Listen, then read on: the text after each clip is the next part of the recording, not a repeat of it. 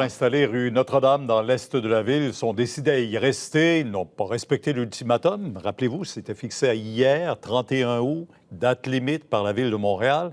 Et eux n'ont clairement pas l'intention de partir, Marianne.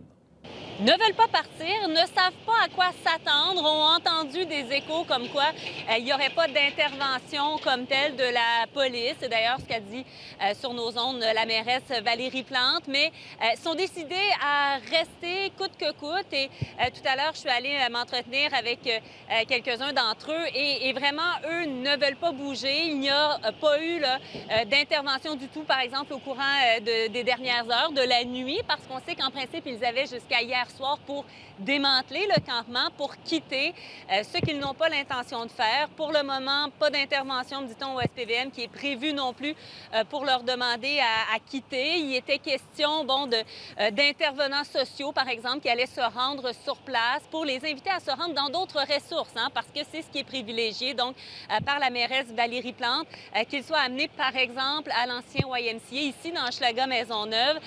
Mais vraiment, pour le moment, là, on n'en est pas du tout là. Et j'ai rencontré Marco.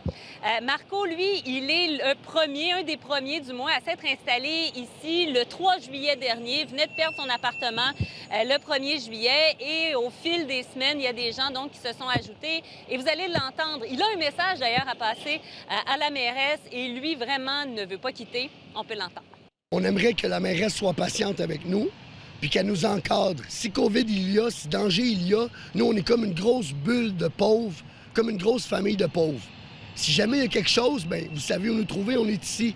On ne se sauvera pas, on ne veut pas aller dans les centres d'hébergement. Même pour 5 000 $, on n'irait pas dans les centres d'hébergement, se faire traiter comme du bétail. OK? Nous, ce qu'on veut, c'est au pire être encadré, avoir des intervenants encore au pire qui viennent, parce que ça rassurait beaucoup de gens ici. Puis juste que la mairesse aussi, elle vienne faire un tour, venez nous voir. Venez voir qu'on est humain, puis qu'on n'est pas trop des gros drogués, puis des gros... On fume du pot, on est tranquille, il y en a qui boivent une petite bière. Je pense qu'elle serait surprise si elle viendrait faire un tour. Elle se ferait peut-être un bon capital de sympathie. Ici, on est en plein cœur de Montréal. C'est Hochelaga Maisonneuve, juste au sud, donc Notre-Dame. Ce sont un territoire, en fait, c'est un territoire qui est géré, qui appartient au ministère des Transports du Québec, mais pour le moment, là, aucune intervention qui est prévue d'un côté comme de l'autre. Merci beaucoup.